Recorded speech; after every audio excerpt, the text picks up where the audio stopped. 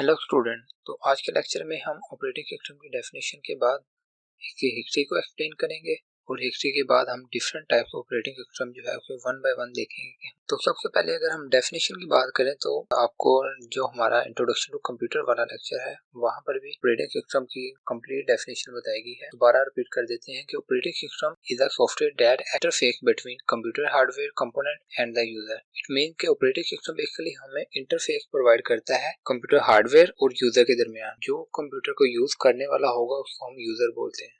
तो जब भी किसी यूजर ने या हम अपनी बात कर लेते हैं कि हमने जब कंप्यूटर के हार्डवेयर को यूज करना हो या कंप्यूटर के कंपोनेंट जो होते हैं उनके साथ कम्युनिकेट करना होगा तो उसके लिए हमें एक इंटरफेस रिक्वायर होता है जो कि हमें ऑपरेटिंग सिस्टम प्रोवाइड करता है। जितनी भी हमारे पास कंप्यूटिंग डिवाइसेस है हर एक डिवाइसेस का ऑपरेटिंग सिस्टम लाजमी होता है क्योंकि विदाउट ऑपरेटिंग सिस्टम कोई भी मशीन जो है वो वर्क नहीं कर सकती। तो अगर हम हिस्ट्री की बात करें तो ऑपरेटिंग सिस्टम फर्स्ट टाइम जो है 1950s में जो है डेवलप किया गया था। इसका पर्पज सिर्फ टेप स्टोरेज को मैनेज करना था।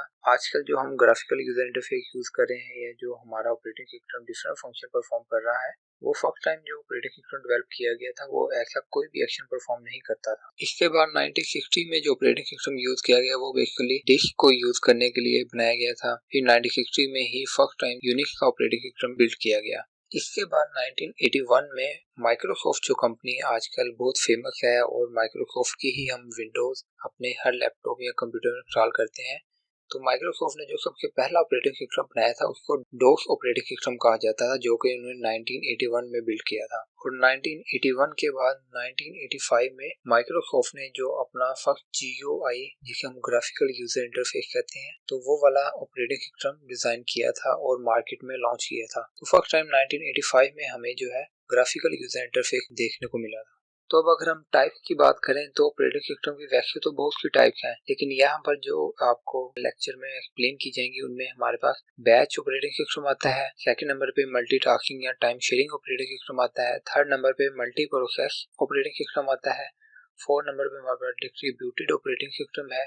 फिफ्थ पे नेटवर्क ऑपरेटिंग सिस्टम। सिक्स्थ पे हमारे पास रियल टाइम ऑपरेटिंग सिस्टम आता है और लास्ट पे हमारे पास मोबाइल ऑपरेटिंग सिस्टम आता है। अब हम इनको वन बाय वन करके डिटेल में देखते हैं कि हमारे ये ऑपरेटिंग सिस्टम बेसिकली होते क्या हैं। तो नंबर वन पे हमारे पास जो बैच ऑपरेटिंग सिस्टम आता है इसका क्या मतलब है। बैच ऑपरेटिंग सिस्टम में यूजर जो होता है डायरेक्ट कंप्यूटर से जो है इंटरेक्ट नहीं कर सकता होता।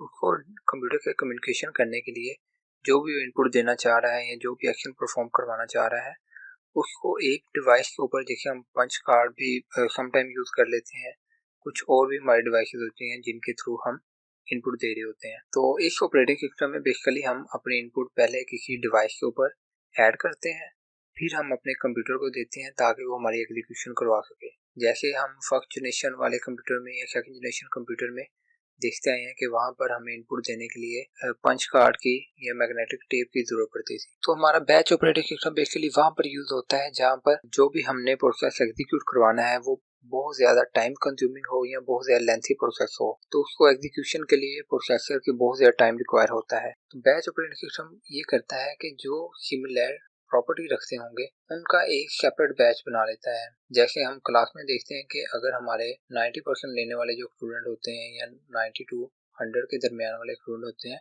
उनको एक सेपरेट ग्रुप बन जाता है।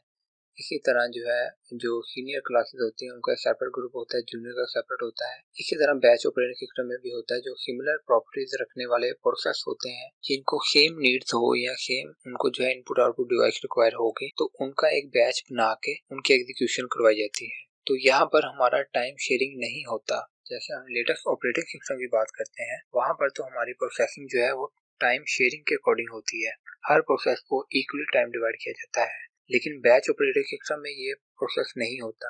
बैच ऑपरेटिंग सिस्टम में जब भी आपने वर्किंग करनी होती है वहां पर आपका जो इंस्ट्रक्शन है वो डायरेक्ट आप कंप्यूटर से नहीं कर पाते। आपको अपना प्रोसेस एग्जीक्यूट करवाने के लिए किसी डिवाइस के ऊपर रन करके या डिवाइस के ऊपर ऐड करके इनपुट देनी पड़ती है फिर आगे जो है आपका प्रोसेसिंग स्टार्ट होती है।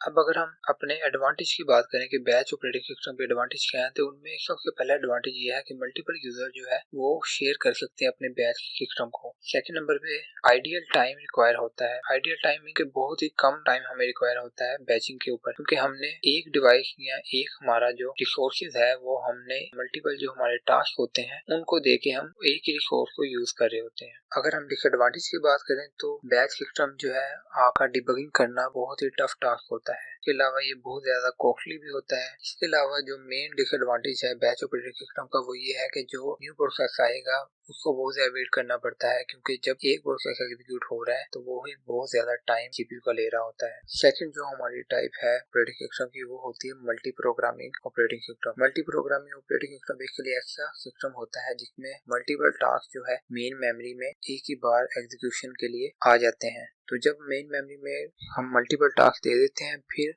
ऑपरेटिंग सिस्टम जो होगा वो उसको वन बाय वन करके एग्जीक्यूशन स्टार्ट कर देता है।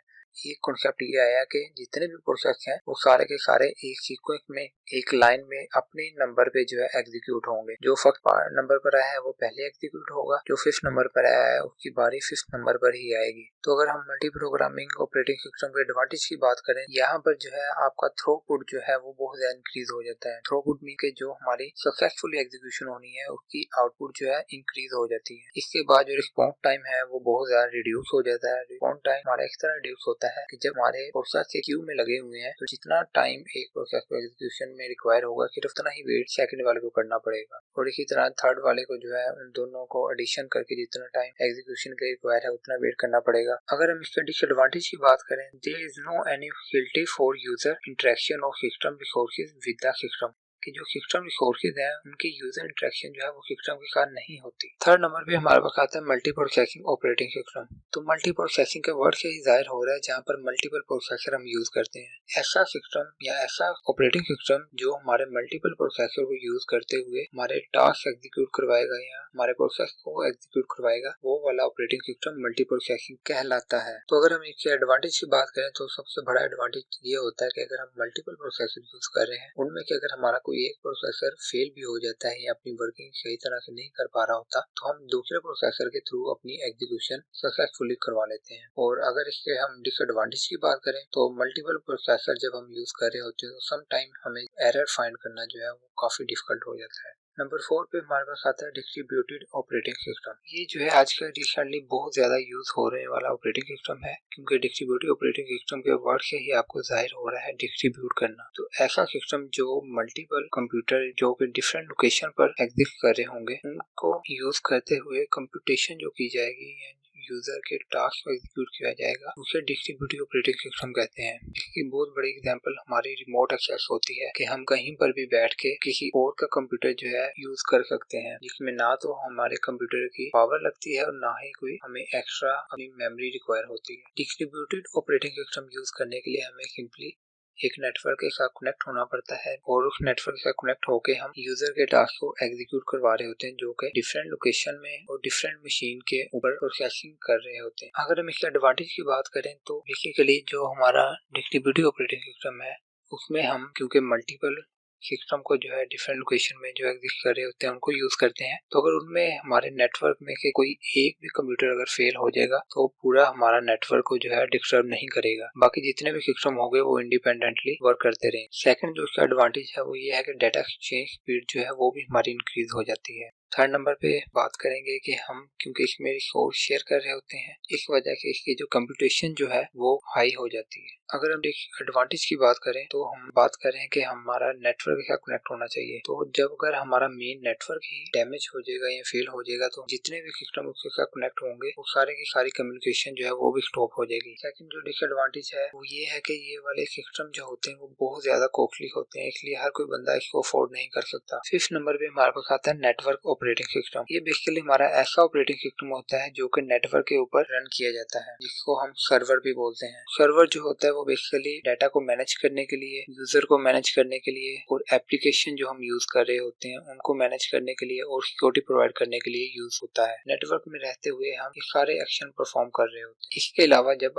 आप नेटवर्क के साथ कनेक्ट हो जाते हैं या एक सर्वर के साथ कनेक्ट होते हैं तो वहां पर आपको कुछ फैसिलिटी प्रोवाइड की जाती है जिनमें फाइल एक्सेस आ जाता है, आप आप डाटा शेयर कर सकते हैं एक जगह से दूसरी जगह। सिक्योरिटी आपको प्रोवाइड की जाती है। और अगर हम नेटवर्किंग बात करें कंप्यूटर लैब की या अपने कॉलेज के लैब की या अपने अगर हमने घर में नेटवर्किंग की हुई है तो वहाँ पर आप जो है एप्लीकेशन को भी एक्सेस कर सकते हैं कि अगर आपने अपने सर्वर पे मेन सर्वर जो होता है वहाँ पर कोई एप्लीकेशन इंस्टॉल की है तो उसके थ्रू आप बाकी जितने भी सिस्टम होंगे उन पे भी उन एप्लीकेशन को एक्सेस कर सकते हैं। तो अगर हम इसके एडवांटेज की बात करें तो हमारा जो नेटवर्क ऑपरेटिंग सिस्टम होता है वो सेंट्रलाइज सर्वर के साथ कनेक्ट होता है, इसलिए वो बहुत ज्यादा हाईली स्टेबल होता है। इसमें जो सिक्योरिटी के अगर पॉइंट ऑफ व्यू से देखा जाए तो सिक्योरिटी कंसर्न भी हैंडल किए जाते हैं और स्ट्रिक्टली हैंडल किए जाते हैं।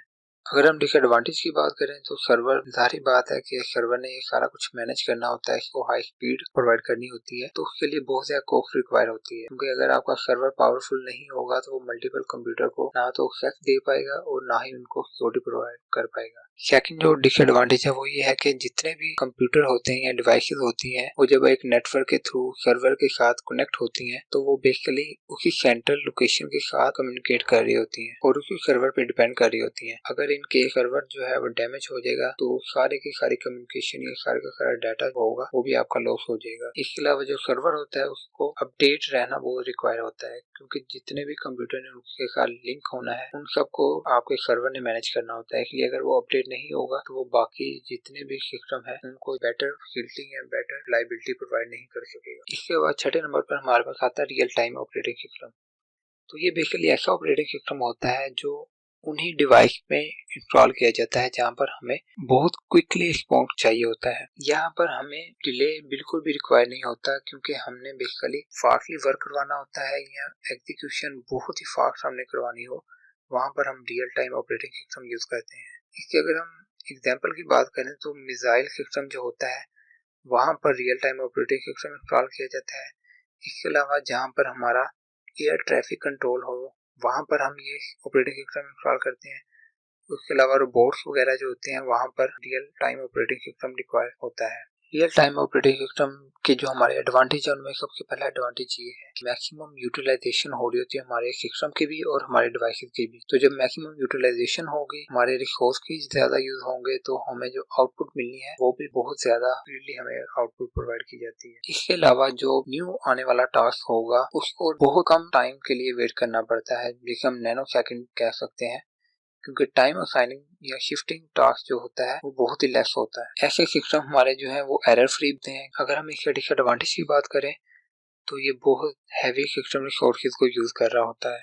सेकंड नंबर पे इसके लिए बहुत कॉम्प्लेक्स एल्गोरिदम रिक्वायर होते हैं, जो कि राइटर या हमारा जो कोडर होगा या प्रोग्रामर होगा उसके लिए राइट करना बहुत ही डिफिकल्ट टास्क होता है, क्योंकि जितना कॉम्प्लेक्स एल्गोरिथम होगा उतना ही कॉम्प्लेक्स उसको अंडरस्टैंड करना या उसको राइट करना भी एक टफ टास्क होता है।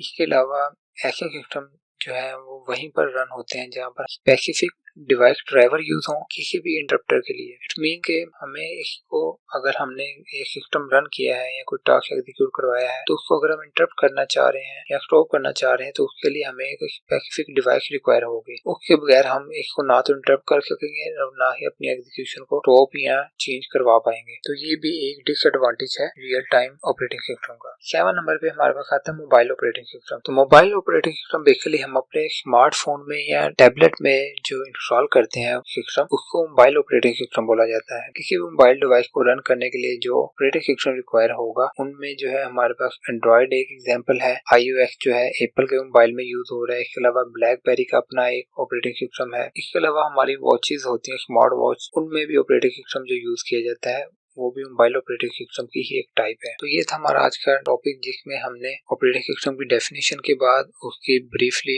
एक हिस्ट्री को देखा और हिस्ट्री के बाद हमने different type of operating system को वन बाय वन करके डिटेल में डिस्कस किया कि हमारे पास कौन कौन से ऑपरेटिंग सिस्टम की टाइप्स हैं और वो कहाँ पर यूज होती हैं। मिलते हैं नेक्स्ट वीडियो के साथ, अब तक के लिए अल्लाह हाफिज।